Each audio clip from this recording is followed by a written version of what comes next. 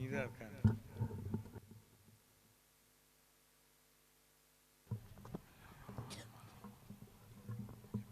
رب العالمين الرحمن صراط الذين. السلام عليكم ورحمة الله وبركاته. أعوذ بوجه الله العظيم الذي ليس شيء أعظم منه وبكلمات الله التامات التي لا يجاوزهن بر ولا فاجر وبأسماء الله الحسنى التي ما علمنا منها وما لم نعلم من شر ما خلق وبرأ وضرر. بسم الله الذي لا يضر مع اسمه شيء في الأرض ولا في السماء وهو السميع العليم. الحمد لله رب العالمين والصلاة والسلام على سيد المرسلين وعلى آله وصحبه أجمعين. ما بعد فإني أوصيكم وإياي بتقوى الله. أعوذ بالله السميع العليم من الشيطان الرجيم. بسم الله الرحمن الرحيم. أولئك الذين هدى الله فبهداه مقتدي. صدق الله مولانا العلي العظيم.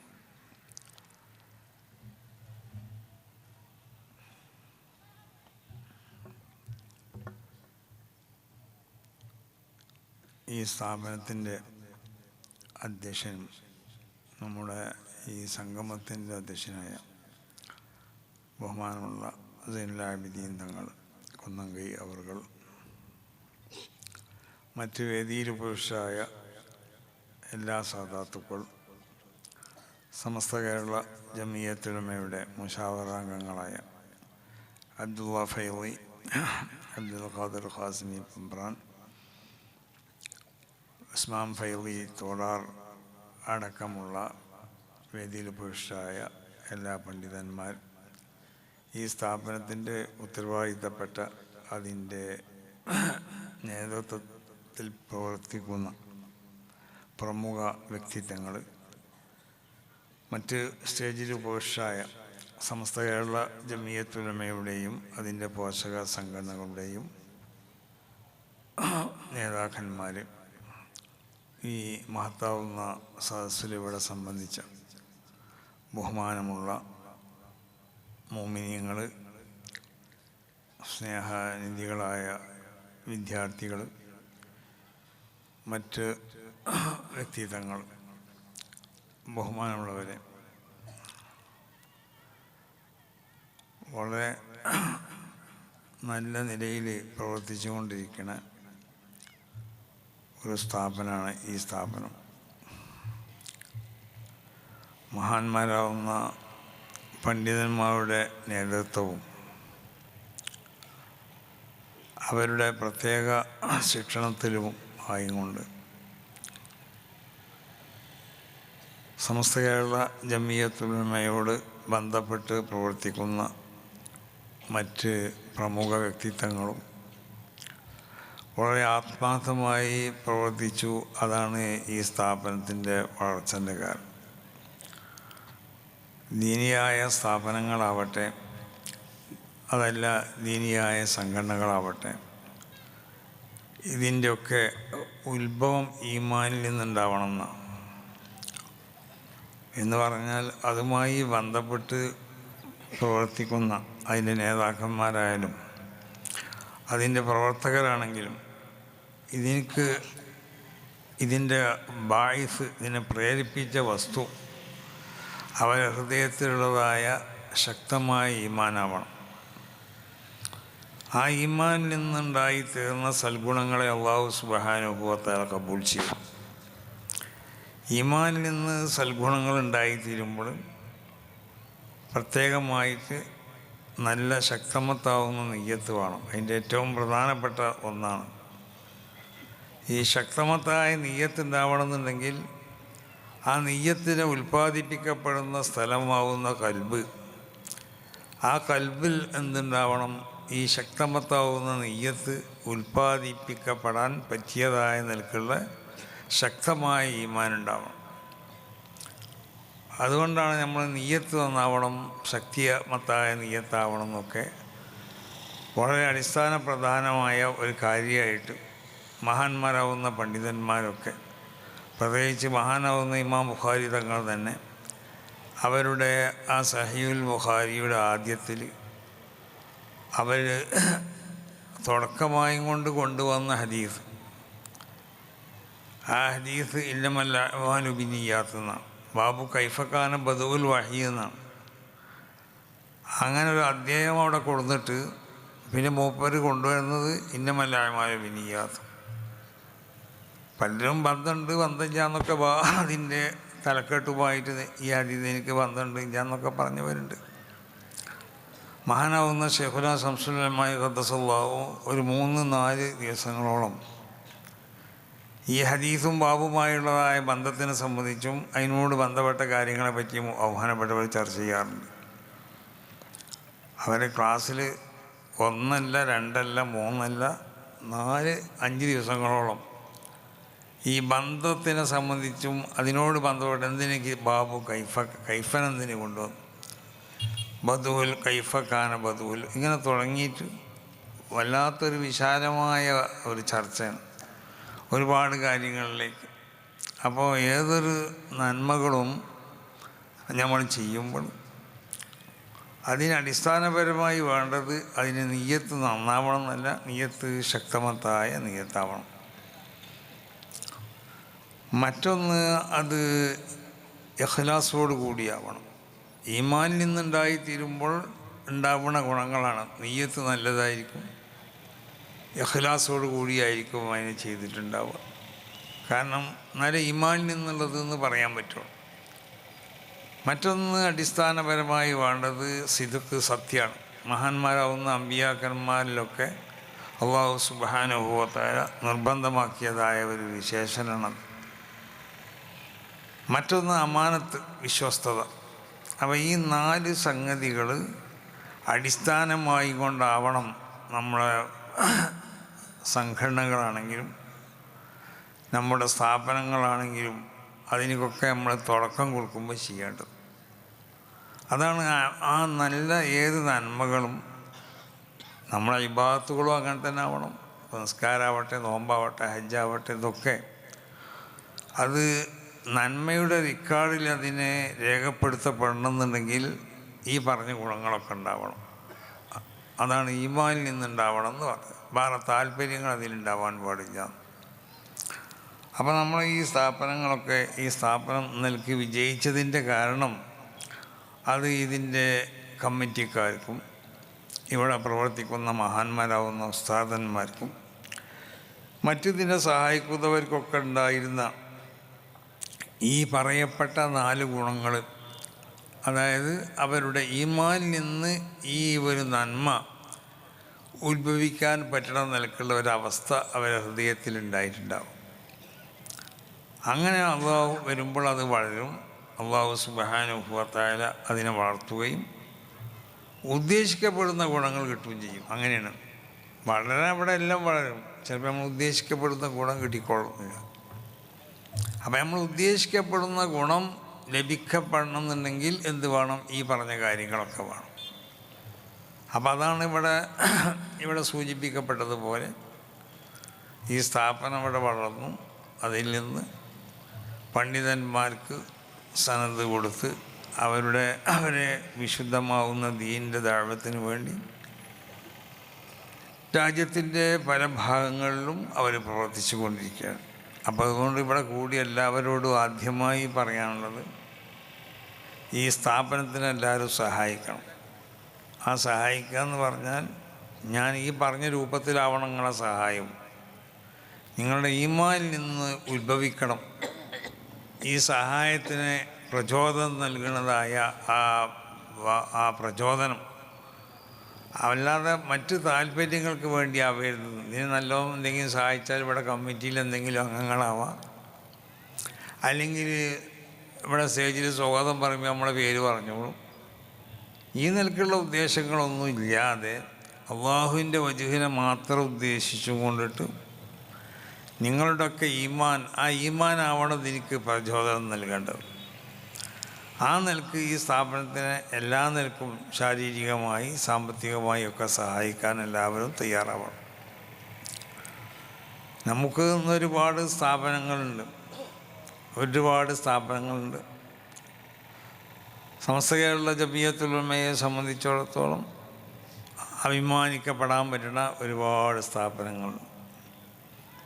എല്ലാ സ്ഥാപനങ്ങളിൽ നിന്നും ഓരോ വർഷവും ആയിരക്കണക്കിന് ബിരുദധാരികൾ ബിരുദം വാങ്ങി ഇറങ്ങണം. ലോകത്തിൻ്റെ പല ഭാഗങ്ങളിലും പ്രവർത്തിച്ചു കൊണ്ടിരിക്കണം. പക്ഷേ നമ്മൾ ഈ പ്രവർത്തനത്തിന് നമ്മൾ ഉദ്ദേശിക്കപ്പെടുന്നത് പോലുള്ള അതിൻ്റെ ഗുണം കാണപ്പെടുന്നില്ല. എന്താ കാരണം എന്ന് ചോദിച്ചാൽ, മഹാനാവുന്ന ഷെയ്ഖുൽ മശായിഖ് ഖുത്ബുൽ അഖ്താബ് മുഹീദ്ദീൻ അബ്ദുൽ ഖാദിർ ജീലാനി തങ്ങൾ അവർ 4 വിഭാഗമായിട്ട് മനുഷ്യന്മാരെ വിഭജിച്ചു. റജുലുൻ ലാ ഖൽബ ലഹു വലാ ലിസാൻ. ഓന് വിശുദ്ധമാവുന്ന ദീനിനെ പറയാൻ പറ്റിയ നിലക്കുള്ള നാവില്ല, അന്നിലക്കുള്ള ഹൃദയമില്ല. ഓഹുൽ ഗബിയ്യു എന്ന അവനൊരു സൈസ് പൊട്ടനാണ്. ലാ യഅബഹു അല്ലാഹു ബിഹി, അവൻ അല്ലാഹു സുബ്ഹാനഹു വ തആല പരിഗണിക്കില്ല. അങ്ങനത്തെ ഒരു വിഭാഗം ഒരു കൂട്ടർ. മറ്റൊരുത്തൻ റജുലുൻ ലഹു ലിസാൻ ബിലാ ഖൽബ്, അവൻ ഘോരമായി പ്രസംഗിക്കും. ചില ആളുകളുടെ സ്വഭാവം അങ്ങനെയാണ്. പക്ഷേ ആ പറയണതിൽ അവനക്ക് ആത്മാർത്ഥം ഉണ്ടാവില്ല. എന്ന് പറഞ്ഞാൽ അതിന് നേരെ എതിരായിട്ടായിരിക്കും അവൻ ചെയ്യാറ്. ജനങ്ങളോടുള്ള ഉപദേശം മഹാനാവുന്ന ഇമാം റാസി തങ്ങൾ പറഞ്ഞതുപോലെ പല ആളുകളും നന്മ കൊണ്ട് ഉപദേശിക്കും, തിന്മയിൽ നിന്ന് വിട്ടു നിൽക്കാൻ വേണ്ടി കൽപ്പിക്കും. അങ്ങനെ പണ്ഡിതനായിട്ടോ മറ്റോ ജനങ്ങൾക്ക് നേതൃത്വം നൽകി ഫൈദ ആലൽ അംറു ഇലൈഹിം, അവരിലേക്ക് കാര്യം എത്തിപ്പെട്ടാൽ, അതായത് ഫൈദ സദറ അൻഹും മാസിയത്തുൻ, അവരിൽ നിന്ന് എന്തെങ്കിലും അല്ലെങ്കിൽ ഔ ഫിഇലുൻ ഖബീഹുൻ, മോശമായ പ്രവൃത്തികൾ അവരിൽ നിന്നുണ്ടായിത്തീർന്നാൽ കാനൂ ഫീ മഹല്ലിൽ മുസാമഹ, അപ്പോൾ അത് കുഴപ്പമില്ല എന്ന് പറയും. നേരെ മറിച്ചോ അവർ കൽപ്പിക്കപ്പെടുന്ന ആളുകളിൽ നിന്നുണ്ടായിത്തീർന്നിക്കാണെങ്കിലോ അതിനെ എതിർക്കാനും അതിനെ മോശമാക്കാനും അവനെ ജനങ്ങളുടെ ഇടയിൽ താറടിക്കാനൊക്കെ ശ്രദ്ധിക്കും. ഈ ഒരു അവസ്ഥ നമുക്ക് പണ്ഡിതന്മാർക്ക് ഉണ്ടാവാൻ പാടില്ല. പണ്ഡിതൻ എന്ന് പറഞ്ഞാൽ അവൻ ഉപദേശിക്കേണ്ട ആളാണ്. ഉപദേശം എന്ന് പറഞ്ഞാൽ ആ ഉപദേശത്തിൻ്റെ സ്വഭാവം അത് ഉപദേശിക്കപ്പെടുന്നവൻ്റെയും ഉപദേശകൻ്റെ ഇടയിലുള്ള ഒരു സിറാണെന്നുള്ളതാണ്. എന്ന് പറഞ്ഞാൽ ഒരാളെ ബശറാക്കണ നിലയ്ക്ക് നമ്മൾ ഉപദേശിക്കാൻ പാടില്ല. അങ്ങനെയല്ലേ മഹാന്മാരൊക്കെ. അള്ളാഹുവിൻ്റെ ഔലിയാക്കന്മാരിൽപ്പെട്ട വലിയൊരു മഹാൻ താമസിച്ചിരുന്ന അടുത്ത വീട്ടിൽ വേറൊരുത്തൻ താമസിച്ചിരുന്നു. അവരെ കാണാൻ വേണ്ടി ഭരണകർത്താക്കന്മാരിൽപ്പെട്ട ഒരാൾ വന്നപ്പോൾ ആ അടുത്ത വീട്ടിൽ നിന്ന് ചില ആയുധങ്ങളെ കൊണ്ടുള്ള മോശമായ കളി, ആ കളിൻ്റെ ശബ്ദം കേട്ടു എന്നാണ്. അപ്പോൾ ഈ ഭരണകർത്താവ് ഈ മഹാനാവുന്ന സൂഫി വര്യനോട്, ഈ ഷേഖിനോട് പറഞ്ഞു, എന്താണ് ഈ കേൾക്കുന്നത്? നിങ്ങൾ താമസിക്കണ ഈ സ്ഥലത്തിൻ്റെ അടുത്ത വീട്ടിൽ നടക്കുന്ന സംഭവങ്ങൾ നിങ്ങൾ കേട്ടില്ലേ എന്ന് ചോദിച്ചു. അപ്പോൾ അദ്ദേഹം പറഞ്ഞ മറുപടി, ഞാനത് കേൾക്കുന്നുണ്ട്, എനിക്കത് അറിയാത്തതുകൊണ്ടല്ല. ആ 10-60ഓളം വർഷമായി ഞാനിവിടെ താമസിക്കുന്നു, അവൻ അവിടെയും താമസിക്കുന്നു. പക്ഷെ ഞാൻ അവനോട് നിൻ്റെ വീട്ടിൽ നിന്ന് ഇങ്ങനെ മോശമായ ഒരു കളിൻ്റെ ശബ്ദം കേൾക്കുന്നുണ്ടെന്ന് അവനോട് ഉപദേശിച്ചാൽ ചിലപ്പോൾ അവൻ ഇവിടുന്ന് വീട് മാറിപ്പോവും. വീട് മാറിപ്പോയാൽ പിന്നെ ഇത് മാത്രമാവില്ല, എല്ലാ നിലക്കുള്ള തമ്മാഴിത്തരങ്ങളും അവൻ ചെയ്യും. ഇപ്പം ഇതിമനോടെ നിന്നോളും എന്ന് ആ മഹാൻ പറഞ്ഞു എന്നാണ്. അപ്പോൾ ഒരാളെ നമ്മൾ ഉപദേശിക്കുമ്പോൾ അത് വളരെ അങ്ങനെയല്ല. റസൂലുള്ളാഹി സ്വല്ലല്ലാഹു അലൈഹി വസല്ലം തങ്ങളൊക്കെ ഉപദേശത്തിൻ്റെ ശൈലി അങ്ങനെയാണ്. ഒരാൾ റസൂലുള്ളാഹിൻ്റെ അടുത്ത് വിശ്വസിക്കാൻ വേണ്ടി വന്നു. റസൂലുള്ളാഹിനോട് പറഞ്ഞു, നിങ്ങൾ പല സംഗതി നിരോധിക്കുന്നുണ്ടല്ലോ, അതൊന്നും ഉൾക്കൊള്ളാൻ എനിക്ക് പറ്റൂല, അങ്ങനെ വിശ്വസിക്കാൻ വല്ല മാർഗമുണ്ടാന്ന് ചോദിച്ചു. റസൂലുള്ളാഹി പറഞ്ഞു, ഞാൻ നിരോധിക്കേണ്ട കാര്യങ്ങളൊന്നും നിനക്ക് ഉൾക്കൊള്ളാൻ കഴിയൂല, അതൊക്കെ നീ ചെയ്യുമെന്നാണ് പറഞ്ഞത്. എന്നാൽ ഒന്നിനെ ഞാൻ നിരോധിച്ചാൽ നീ ചെയ്യുമോയെന്ന് ചോദിച്ചു. അതനുസരിക്കുമോയെന്ന് ചോദിച്ചു. അപ്പോൾ റസൂലുള്ളാഹിനോട് അദ്ദേഹം പറഞ്ഞു, ഒരു കാര്യം മാത്രം നിങ്ങൾ എന്നോട് നിരോധിച്ചോളി, അത് ഞാൻ എന്തായിക്കോളാം, പൂർണ്ണമായിട്ട് അതിന് വിട്ടുന്നോളാം. അപ്പോൾ റസൂലുള്ളാഹി അദ്ദേഹത്തിനോട് പറഞ്ഞു, എന്നാൽ ഈ കളവ് പറയരുതെന്ന് പറഞ്ഞു. അയാൾ റസൂലുള്ളാഹിയുമായിട്ട് ബൈഅത്ത് ചെയ്ത് പോന്നു, കളവ് അറിയില്ല. അങ്ങനെ അള്ളാഹിനെ കൊണ്ടും അള്ളാഹു റസൂലിനെ കൊണ്ടും വിശ്വസിച്ചു ആ മനുഷ്യൻ. അങ്ങനെ വന്ന് പിന്നെ അദ്ദേഹത്തിലേക്ക് കള്ളു പിടിക്കാനുള്ളതായ ഒരു സാഹചര്യം ലഭിക്കപ്പെട്ടു. അന്നങ്ങനെയാണ് കള്ള് കൊണ്ട് കൂത്താടിയൊരു കാലഘട്ടമല്ലേ. ഒമാസാല തഷുറാബിൽ ഖുമോറാബലദ്ദത്തി വ ബൈഇ വ ഇൻഫാഖി ത്വരീഫി വ മുത്തലദീത. കള്ള് കുടിയിട്ട് ഒരു ഹോബിയായിരുന്നു.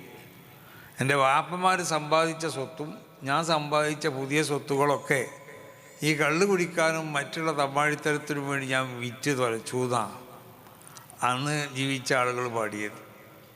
നദാമായ ബീദുൻ കന്നുജൂമി വ ഖൈനത്തുൻ തറൂഹു അലൈന ബൈന ബുറുദി വ മുജ്സദി. കള്ള് ഒപ്പം കുടിച്ചവർ അല്ലെങ്കിൽ കള്ള് വളമ്പി തന്നവരൊക്കെ സുന്ദരന്മാരാവുന്ന ആളുകളായിരുന്നു. കള്ള് കുടിക്കുമ്പോൾ സുന്ദരികളാവുന്ന സ്ത്രീകൾ വന്ന് ഞങ്ങളെ മുന്നിൽ വസ്ത്രം ഇട്ടിട്ടും വസ്ത്രമില്ലാതെയൊക്കെ നൃത്തം ചെയ്യും. അങ്ങനത്തെ കാലഘട്ടമായിരുന്നു. അപ്പം ഇയാൾക്ക് കള്ളുടിക്കാതിരിക്കാൻ കഴിയൂല. കള്ളിൽ അത്രമാത്രം അതിൽ അവർ പിന്നെ ലയിച്ച് അതിലടിമപ്പെട്ട ഒരു കാലഘട്ടമായിരുന്നു. അത് പറയും പാടലൊക്കെ അവരൊരു ഹരമായിരുന്നു. അപ്പോൾ റസൂലുള്ള ഇയാളോട് പൊള്ളു പറയരുതെന്ന് പറഞ്ഞു. ഞാൻ കളവ് പറയില്ല എന്നുള്ളത് റസൂലുള്ളാഹിനോട് സമ്മതിച്ച് പോയി. കള്ള് കുടിക്കാൻ വേണ്ടി ഇയാൾ ക്ഷണിക്കപ്പെട്ടപ്പോൾ ഇയാൾ പറഞ്ഞു, കള്ള് കുടിക്കാൻ വന്നാൽ കള്ള് കുടിച്ചാൽ റസൂലുള്ളാഹിനോട് കുടിച്ചിട്ടില്ലാതെ പൊള്ളു പറയേണ്ടി വരും. അത് പറ്റൂല, പൊള്ളു പറയില്ലാതെ ഞാൻ റസൂലുള്ളാഹിനോട് എന്തായിട്ടുണ്ട് ഉറപ്പ് കൊടുത്തിട്ടുണ്ട്. ഇനി കള്ള് കുടിച്ചിട്ട് സത്യം പറഞ്ഞു എന്ന് വെക്കാം, അതിൻ്റെ ശിക്ഷ ലഭിക്കപ്പെടുകയും ചെയ്യും. അതുകൊണ്ട് കള്ള് ചാഞ്ഞ് കുടിക്കണില്ല എന്ന് പറഞ്ഞു. പിന്നീട് വ്യഭിചരിക്കാനുള്ളൊരു സാഹചര്യം ലഭിക്കപ്പെട്ടപ്പോഴും ഇയാൾ തന്നെ പറഞ്ഞു, വ്യഭിചരിച്ചിട്ടില്ല എന്ന് റസൂലുള്ളാഹിനോട് പറഞ്ഞാൽ അത് പൊള്ളാവും, വ്യഭിചരിച്ച് എന്ന് പറഞ്ഞാലോ അതിൻ്റെ ശിക്ഷ നടപ്പിൽ വരുത്തപ്പെടുകയും ചെയ്യും. അതുകൊണ്ട് ഞാൻ വ്യഭിചരിക്കണില്ല. റസൂലുള്ളാഹിൻ്റെ ആ ദഅവത്തിൻ്റെ ആ ശൈലി നോക്ക്. ഒരു സംഗതി വളരെ മനഃശാസ്ത്രപരമായി റസൂലുള്ളാഹി അദ്ദേഹത്തോട് നിരോധിച്ചു. മറ്റ് എല്ലാ നിരോധിക്കപ്പെട്ട സംഗതിയിൽ നിന്നും അദ്ദേഹത്തിനെ ഒഴിച്ചു നിൽക്കാൻ അത് എന്തായി പ്രേരിപ്പിച്ചു. ഈ ഒരു രൂപമാണ് നമ്മൾ ചെയ്യേണ്ടത്. മഹാനാവുന്ന മൂസ നബി അലൈഹി സ്വലാത്തു വസ്സലാമിനോടും നബി ഹാറൂൻ നബി അലൈഹി സ്വലാത്തു വസ്സലാമിനോടും അല്ലാഹു പറഞ്ഞില്ല, ഇദ്ഹബാ ഇലാ ഫിർഔൻ വഖൂലാ ലഹു ഖൗലൻ ലയ്യിനാ. ഇദ്ഹബാ ഇലാ ഫിർഔൻ ഇന്നഹു തഗ. ഫിർഔനെ കൊള്ള പോകണം, അവൻ വളരെ മോശക്കാരനാണ്.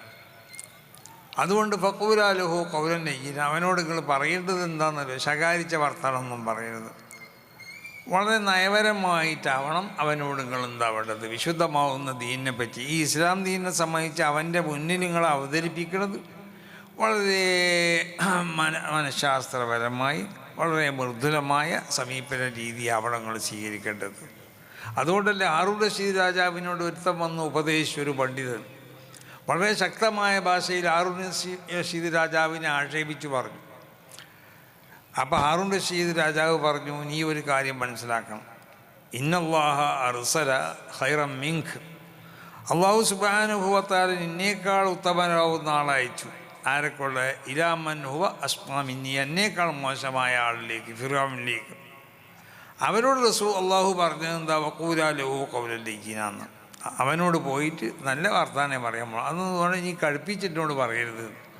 അപ്പോൾ പണ്ഡിതന്മാരാവുന്ന നമ്മൾ പ്രബോധനത്തിന് അള്ളാഹു റസൂല് നമുക്ക് കാണിച്ച് തന്നൊരു ശൈലിയുണ്ട്, ആ ശൈലിയിലാവണം.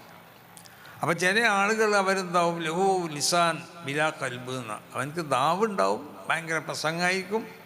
കഅന്നഹു ദീബുൻ അലൈഹി സിയാബ് എന്നാണ് മഹാനാവുന്ന ഷെയ്ഖുൽ മശായിഖ് അവനെ പറ്റി വിശേഷിപ്പിച്ചത്. അവനൊരു ചെന്നായിയെപ്പോലെയാണ്, അവൻ്റെ മേലിൽ എന്തുണ്ട്, വസ്ത്രമുണ്ട് എന്ന് മാത്രം. എന്ന് പറഞ്ഞാൽ അവൻ ജനങ്ങളോട് കൽപ്പിക്കുന്നതൊന്ന് വേറെ, അവൻ ചെയ്യണമെന്ന് വേറെ.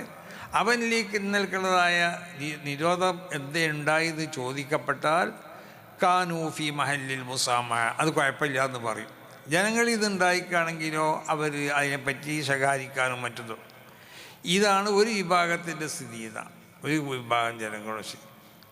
മൂന്നാമത് മഹാനാവുന്ന ഷെയ്ഖുൽ മശായിഖ് പറഞ്ഞത് എന്താണെന്ന് അറിയും, ഒരുത്തൻ അവൻക്ക് ഹൃദയമുണ്ട്, അതായത് വിശുദ്ധമാവുന്ന ഈമാൻ കൊണ്ട് നടക്കപ്പെട്ട ഹൃദയം അവനക്കുണ്ടാവും. വലഹു ലിസാൻ, അവനക്ക് നല്ല ജനങ്ങളോട് ഉപദേശിക്കാൻ പറ്റിയ നല്ല വാക്കുകളും പ്രവർത്തനങ്ങളൊക്കെ അവൻ്റെ ഉണ്ടാവും. അവൻ ആരാധന മദ്ഉബു ഫിൽ മലക്കൂത്തി അളീമ, അദ്ദേഹത്തിനെയാണ് അള്ളാഹു സുബ്ഹാനഹു വ തആല അള്ളാഹുവിൻ്റെ ആ ലോകത്ത് ആ പിന്നെ വിളിക്കപ്പെടുക അളീം എന്നുള്ള പേര് വിളിക്കപ്പെടും. അവനക്ക് പ്രത്യേക ഒരു പേരുണ്ടാവും. അതാരാണ്? ഉവൽ ആലിമുൽ ആരിഫു ബില്ല, അള്ളാഹിനെ കൊണ്ട് അറിയണതായ വലിയ പണ്ഡിതൻ. അവൻ്റെ ഇൽമിൻ്റെ മുക്തദ കൊണ്ടിട്ട് അവൻ അമൽ ചെയ്തു.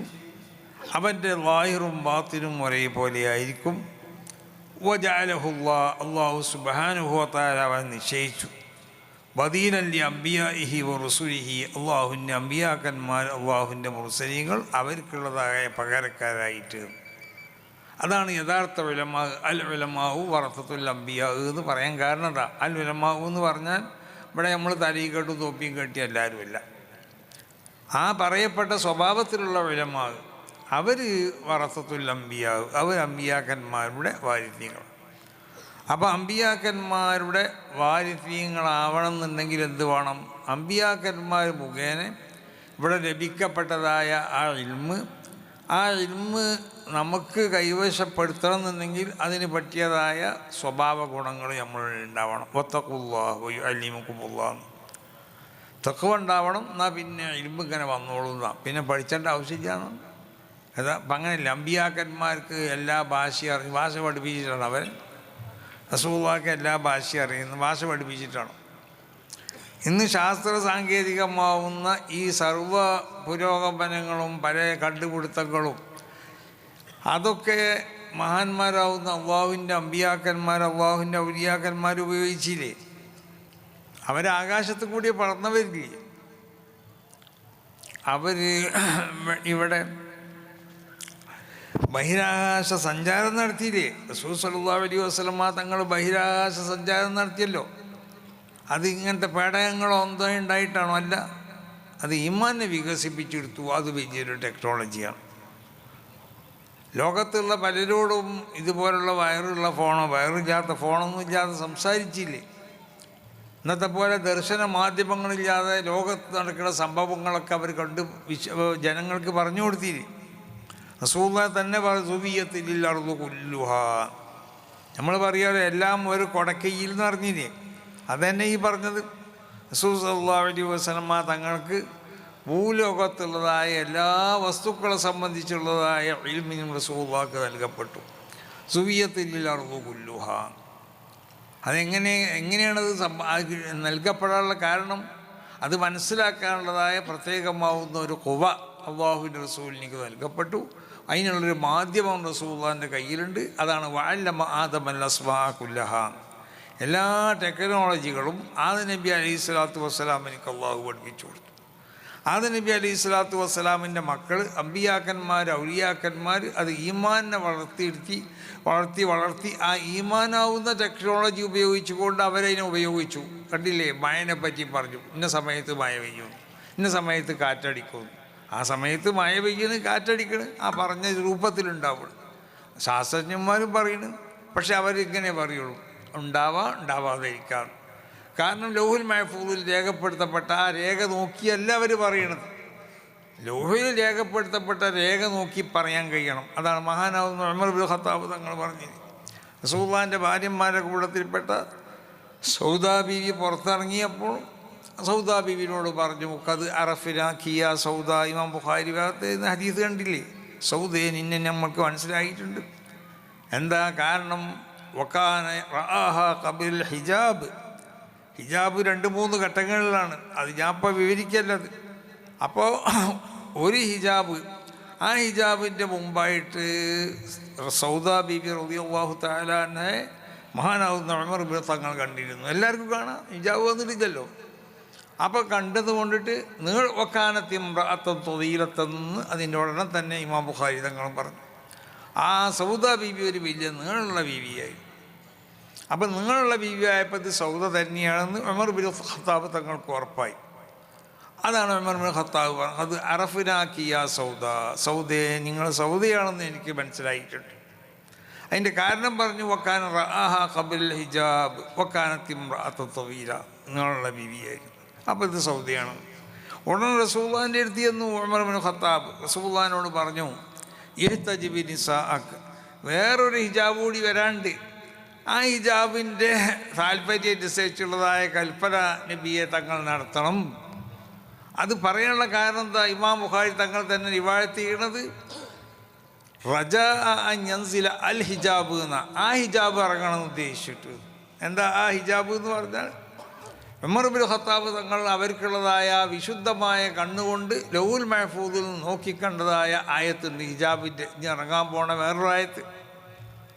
ആ ഹിജാബ് ഇറങ്ങണമെന്ന് മഹാനാവുന്ന ഉമർ ഇബ്നു ഖത്താബ് തങ്ങൾക്ക് ആഗ്രഹം വന്നു. അതാണ് റജാ അൻ യൻസില ഹിജാബ്. ഉമർ ഇബ്നു ഖത്താബിൻ്റെ അഭിപ്രായത്തിനോട് ഒത്തുകൊണ്ട് ഖുർആൻ ഇറങ്ങുന്നതല്ല, ഖുർആൻ ആര്യ അഭിപ്രായത്തിനോട് ഒത്തുകൊണ്ടിറങ്ങലല്ലോ. അത് ഉമർ ഇബ്നു ഖത്താബ് ആ ആയത്ത് അവിടെ കണ്ടു, അത് ഇറങ്ങണമെന്ന് വലിയ താല്പര്യം മൂപ്പർക്ക്. അപ്പോൾ ലൗഹുൽ മഹ്ഫൂദിൽ നോക്കിക്കാണാൻ അവർക്ക് കഴിയും എന്ന് പറഞ്ഞാൽ അവരെപ്പോഴും ലൗഹിൽ നോക്കുക എന്നല്ല. ലൗഹ് പല നിലക്കുള്ള ലൗഹുകളുണ്ട്. അത് ലൗഹുൽ മഹ്ഫൂദ് പറയും, നമ്മുടെ ശരീരത്തിൽ വേറെ ലൗഹുകളുണ്ടാവും. അപ്പം ലൗഹിലേക്ക് മുഹദ്ദിസുകളെ പറ്റിയൊക്കെ പറഞ്ഞു, അവരെ കണ്ടത് എപ്പോഴും ലൗഹിലെന്നവർ മുരീദന്മാരുടെ ശരീരത്തിൽ അല്ലാഹു ഘടിപ്പിച്ച ലൗഹുകളുണ്ട്. നമ്മളെല്ലാവരുടെയും ശരീരത്തിൽ ലൗഹുണ്ട്, നമ്മളെ സംബന്ധിച്ചുള്ള വിവരങ്ങൾ. ആ വിവരങ്ങൾ നോക്കുക, അത് നോക്കിക്കാണാൻ മുറബിയാവുന്ന മശായിഖന്മാർക്ക് അത് കഴിയും. അതനുസരിച്ചായിരിക്കും അവരെ തെർബിയത്ത് എന്നുള്ള അർത്ഥം. അപ്പോൾ ലൗഹുൽ മഹ്ഫൂദിലേക്ക് നോക്കിയിട്ട് ആ ലൗഹുൽ മഹ്ഫൂദിലുള്ള ആയത്ത് മഹാനാവുന്ന ഉമർ ഇബ്നു ഖത്താബ് കണ്ടത് ഇറങ്ങണമെന്ന് മൂപ്പർക്ക് ഭയങ്കര ആഗ്രഹം ഉണ്ടായിപ്പോയി. അതാണ് യൻസില അൽ ഹിജാബ് എന്ന ഇമാം ബുഖാരി തങ്ങൾ, ആ ഹിജാബ് ഇറങ്ങണം. അപ്പോൾ ആ നിലക്ക് ലൗഹിലുള്ളത് കാണാൻ പറ്റുന്ന അവസ്ഥയിലുള്ളതായ കണ്ണുകളും ലോകത്തുള്ള എന്ത് ശബ്ദങ്ങൾ കേൾക്കാൻ പറ്റുന്ന നിലക്കുള്ള ചെവിടുകളും ഇതൊക്കെ അവരാക്കി തീർക്കണമെന്നുണ്ടെങ്കിൽ അതിന് പ്രത്യേകമാവുന്ന, അതിനെ ശുദ്ധീകരിക്കപ്പെടേണ്ട പല പ്രക്രിയകളുണ്ട്. ആ നിലയ്ക്ക് ശുദ്ധീകരിച്ചുകൊണ്ട് അവർക്ക് അതിൽ കഴിയും. എത്രയോ ദൂരമുള്ള വസ്തുക്കൾ നിമിഷങ്ങളെ കൊണ്ട് എത്തിക്കാൻ കഴിഞ്ഞ് സുലൈമാൻ നബി അലൈഹി സ്വലാത്തു വസ്സലാമിൻ്റെ സഹസിൽ കണ്ടില്ലേ, ബൽഖീസ് രാജ്യത്തിൻ്റെ ആ കട്ടിലെത്തിക്കണതൊക്കെ നിമിഷങ്ങളെ കൊണ്ടല്ലേ. പലരും പല സമയവും പറഞ്ഞു, ഏറ്റവും കുറഞ്ഞ സമയം കൊണ്ട് പറഞ്ഞ ആളോട് പറഞ്ഞു ഇഞ്ചി എത്തിച്ചതെന്ന് പറഞ്ഞു. എത്ര ദൂരമുണ്ട്? സുലൈമാൻ നബി അലൈഹി സ്വലാത്തു വസ്സലാമിൻ്റെ സഹസും ഈ ബൽഖീസ് രാജ്ഞിയുടെ സഹസും ഒരുപാട് ദൂരങ്ങളില്ലേ. അപ്പോൾ ഇന്ന് നമ്മൾ കാണുന്ന IT യുഗം എന്ന് നമ്മൾ പറയുന്നത് AI യുഗം. എന്താ AI യുഗം എന്ന് പറഞ്ഞാൽ അത് പുതിയ സംഭവമല്ല. അതായത് ഒരു എന്തോ നിർമ്മിക്കപ്പെട്ട ഒരു സാധനത്തിലേക്ക് നമ്മൾ കൊടുക്കുന്ന ആപ്പുകൾ അനുസരിച്ച് അത് സംസാരിക്കുക എന്നുള്ളതാണ്. അതെൻ്റെ റസൂലുള്ളാഹിക്ക് മരം വന്ന് സലാം ചൊല്ലിയില്ലേ, മരത്തിൽ സലാം ചെല്ലാൻ കാരണം മരത്തിലേക്ക് അതിൻ്റെ ആപ്പോ അല്ലെങ്കിൽ സോഫ്റ്റ്വെയറോ അള്ളാഹു ഇട്ടുകൊടുത്തു. കല്ല് വന്ന് സലാം ചൊല്ലിയില്ലേ, മൃഗങ്ങൾ സലാം ചൊല്ലിയില്ലേ, മണ്ണ് സലാം ചൊല്ലിയില്ലേ. അപ്പോൾ അതൊക്കെ എങ്ങനെ സംഭവിച്ചു എന്ന് ചോദിച്ചാൽ അതാണ് എല്ലാ ടെക്നോളജിയും അല്ലാഹു സുബ്ഹാനഹു വ തആല ആദം നബിക്കും പഠിപ്പിച്ചു കൊടുത്തു. ആദം നബി അലൈഹി സ്വലാത്തു വസ്സലാമിൻ്റെ മക്കൾ ആദം നബി അലൈഹി സ്വലാത്തു വസ്സലാമിൽ നിന്നിട്ട് അത് ഇലാഹിയാവുന്ന ടെക്നോളജി ഉപയോഗിച്ചുകൊണ്ട് അവർ കൈവശപ്പെടുത്തി. അപ്പോൾ അവർക്ക് പറക്കാൻ ആകാശത്ത് നമ്മൾ പറക്കണമാർക്ക് വിമാനമോ അല്ലെങ്കിൽ മറ്റൊന്നും വേണ്ട. സമുദ്രത്തിന് മേലെ നടക്കാൻ മറ്റെന്തെങ്കിലും സാധനങ്ങൾ, തോണിയോ അല്ലെങ്കിൽ മറ്റു വല്ലതും വേണ്ട. കാലാവസ്ഥ നിരീക്ഷണം നടത്താൻ എന്തെങ്കിലും നിലക്കുള്ള അതിൻ്റെ മറ്റു യന്ത്രങ്ങൾ ഉപയോഗിച്ച് ചെയ്യേണ്ട ആവശ്യമില്ല. അവർ സൂര്യനോടും ചന്ദ്രനോടും എന്തും പറഞ്ഞാൽ അത് കേൾക്കണ. യൂസൈ നബി യുദ്ധം ചെയ്യുമ്പോൾ ഇമാം ബുഖാരി റിവായത്ത് ചെയ്ത ഹദീസല്ലേ, ഖിഫിയ സംശയം എന്ന് പറഞ്ഞില്ലേ, സംശയം നീ നിൽക്കുമെന്ന് പറഞ്ഞു. സൂര്യ അവിടെ നിന്നില്ലേ, ഫഇന്നക്കി ബഹുമൂറാൻ, എന്നോട് കൽപ്പനുണ്ട്, എന്നോട് കൽപ്പനുണ്ട്. എന്നോടുള്ള കൽപ്പന എന്താ? നിന്നോട് പറയണം നിൽക്കാൻ വേണ്ടി. ഇതാണ് നിന്നോടുള്ള കൽപ്പന, ഞാൻ പറയുമ്പോൾ നിൽക്കണം എന്ന് അവിടെ നിൽക്കുമെന്ന് പറഞ്ഞു. സൂര്യ അവിടെ നിന്നില്ലേ. അപ്പം ഇതൊക്കെ ഇവിടെ ലോകത്ത് ഇങ്ങനത്തെ പല അത്ഭുതങ്ങളും മനുഷ്യനിക്ക് ചെയ്യാൻ കഴിയും, അത് കാണിക്കാനും കഴിയും. അത് രണ്ട് നിലക്ക് കാണിക്കാം. ആദം നബിയുടെ മക്കളിൽ നിന്നുള്ള ചിലർ അതിനെ ഉപയോഗപ്പെടുത്തിയത് അവർ ഈമാനിനെ വികസിപ്പിച്ചെടുത്തു കൊണ്ടിട്ടാണ്. മറ്റു ചിലർ ഉപയോഗപ്പെടുത്തിയതോ മറ്റുള്ള ഭൗതിക ടെക്നോളജികൾ വികസിപ്പിച്ചെടുത്തുകൊള്ളും, എങ്ങനെയായാലും വേണ്ടില്ല. അപ്പോൾ അത് അങ്ങനെ ചെയ്യാൻ കഴിയും. അപ്പോൾ ആ നിലക്ക് ഇൽമ് മനുഷ്യ ഉൽപ്പത്തി മുതൽ തന്നെ അല്ലാഹു സുബ്ഹാനഹു വ തആല മനുഷ്യൻ്റെ വളർച്ചയ്ക്ക് ആവശ്യമാവുന്ന ഒന്നായിട്ട് അള്ളാഹു പരിഗണിച്ചതാണ് വിശുദ്ധമായ ഇൽമ്. അതുകൊണ്ടുള്ള മലക്കുകൾക്ക് പഠിപ്പിച്ചു കൊടുക്കാതെ ആദം നബിക്കല്ലേ പഠിപ്പിച്ചു കൊടുത്ത്. മലക്കുകൾക്ക് പഠിപ്പിച്ചു കൊടുത്ത്, മനുഷ്യർക്കാണത് ആവശ്യം. മനുഷ്യൻ്റെ വളർച്ച. അപ്പോൾ എല്ലാ ഇൽമുകളും നമുക്ക് പഠിക്കാം. പക്ഷേ എങ്ങനത്തെ ഇൽമുകളെ പഠിക്കാൻ പറ്റുള്ളൂ? ശരീഅത്ത് നിരോധിക്കാത്ത ഏത് അറിവുകളുണ്ടോ അതൊക്കെ നമുക്ക് പഠിക്കാം. അതിന് വേണ്ട മാർഗങ്ങൾ നമുക്ക് എന്താക്കാം? പുതിയ പുതിയ ടെക്നോളജികളൊക്കെ ഉപയോഗപ്പെടുത്തി പഠിക്കുക. അങ്ങനത്തെ അല്ലേ വഹീ റസൂലുള്ളാഹിക്ക് അവതരിപ്പിച്ചത് പുതിയ ടെക്നോളജി അനുസരിച്ചാണ്. അതൊരു പുതിയ ടെക്നോളജി ആയിരുന്നു ജിബ്രീൽ അലൈഹി സ്വലാത്തു വസ്സലാം ഉപയോഗിച്ചത്. ഞാനിപ്പോൾ അതിൻ്റെ വിശദീകരണത്തിലേക്ക് പോവല്ല. അപ്പോൾ ആ നിലക്ക് പുതിയ ടെക്നോളജികളൊക്കെ അത് ഇലാഹിയായ ടെക്നോളജി ഉണ്ട്, അല്ലെങ്കിൽ ഭൗതികമാവുന്ന ടെക്നോളജികൾ വികസിപ്പിച്ചെടുത്തുകൊണ്ടുള്ള എന്തുണ്ട്. നമുക്കൊക്കെ ഒന്നും ഇപ്പം അതിനെ കഴിയുള്ളൂ. നമുക്ക് ഭാഷ പഠിക്കണോ? അതാ പഠിക്കാനേ വേണം. നമ്മൾക്ക് ഭാഷ ഇങ്ങനെ നമ്മളിങ്ങനെ എവിടേക്ക് ചെന്നുള്ള ഭാഷ നമുക്ക് ഇങ്ങനെ സ്വന്തമായിട്ട് മനസ്സിലേക്ക് വരുന്നല്ലോ. അതിന് ഒത്തക്കുള്ള വലിയ തക്കുവ ഉണ്ടോ? തക്കുവ എന്ന് പറഞ്ഞാൽ നമ്മൾ വിചാരിച്ച മാതിരിക്കല്ല 5 വക്ത് ഫർദ് നിസ്കരിച്ചാൽ മാത്രം പോരാ. അതുണ്ടായി കഴിഞ്ഞാൽ വലിയ മുക്കുമുള്ളാന്ന് പിന്നെ ഒരു ഉസ്താദിൻ്റെ ആവശ്യം ഉണ്ടാവില്ല ചിലപ്പോൾ ഭാഷ പഠിക്കാൻ. അതാ റസൂലുള്ളാഹിനെ പറ്റി ഉമ്മിയെന്ന് പറഞ്ഞില്ല. ഉമ്മിയെന്ന് തന്നെ ഒന്നും അറിയാത്ത മണ്ടെന്നാ അതിൻ്റെ അർത്ഥം. നിങ്ങളെ മാതിരിക്ക് ഭാഷാ ഇൻസ്റ്റിറ്റ്യൂട്ടിലോ അല്ലെങ്കിൽ മദ്രസയിലോ മറ്റൊന്നും പോയി പഠിക്കേണ്ട ആവശ്യമില്ല. നുബുവത്ത് എന്ന് പറഞ്ഞാൽ അതാ മങ്കൂശിഫ ബിഅഖായിഖിൽ അശിയാ. അതാണ് നുബുവത്ത്, ഒരാൾക്ക് നുബുവത്ത് കൊടുക്കുക എന്ന് പറഞ്ഞാൽ. അപ്പോൾ എന്താ ആവട്ടെ, അപ്പോൾ ആലിമീങ്ങളാവുന്ന നമുക്ക് നമ്മളെ ഇൽമു കൊണ്ട് നമുക്ക് വളരണമെന്നുണ്ടെങ്കിൽ കഴിയണത്ര നമ്മൾ തൊക്കുവള്ളവരാവണം. എന്നാൽ അല്ലിമുക്കുള്ള ഇൽമു അവൻ്റെ ഹൃദയത്തിലേക്ക് കൂലം കുത്തി ഒഴുകി വരും. ഈ ആലിമിനെ പറ്റിയാണ് മഹാനാവുന്ന ഷെയ്ഖുൽ മശായിഖ് പറഞ്ഞത്, യുദ്ആ ഫിൽ മലക്കൂത്തി അളീമ. മലക്കൂത്തിൽ ആലമുൽ മലക്കൂത്തിൽ അവൻ അളീം എന്ന് വിളിക്കപ്പെടും. അപ്പോൾ ആ നിലക്ക് പണ്ഡിതനക്ക് ഉണ്ടാവേണ്ടതായ ഗുണങ്ങൾ, ആ ഗുണങ്ങളൊക്കെ പൂർണ്ണമായും കൊണ്ട് ഉൾക്കൊണ്ടുകൊണ്ടിട്ട് അതിനടിസ്ഥാനമാക്കിക്കൊണ്ട് അവൻ്റെ ഇൽമിനെ വളർത്തിയെടുക്കാൻ വേണ്ടി അവൻ ശ്രമിക്കണം. അതിന് ഒരു പണ്ഡിതനിക്ക് വേണ്ട ഗുണങ്ങൾ എന്തൊക്കെയെന്നുള്ളത് നിങ്ങൾ പഠിച്ചിട്ടുണ്ടാവുമല്ലോ. അപ്പോൾ അതൊക്കെ അനുസരിച്ച് ആ നിലക്കുള്ള ക്വാളിറ്റിയോട് കൂടിയുള്ള നല്ല പണ്ഡിതന്മാരായി കൊണ്ടിട്ട് വിശുദ്ധമാവുന്ന ദീനിൻ്റെ ദഅവത്ത് ചെയ്യുക. ദീനിൻ്റെ സംഘടനയാവുന്ന സമസ്ത കേരള ജമിയത്തുൽ ഉലമയുടെ കൂടെ നിന്ന് സമസ്ത കേരള ജമിയത്തുൽ ഉലമക്ക് വേണ്ടി പ്രവർത്തിക്കുക.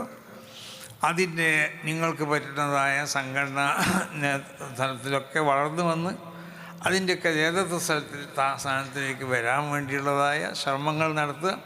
ഒക്കെ ഇഖ്ലാസോട് കൂടിയാവുക, നല്ല നിയ്യത്തോട് കൂടിയാവുക.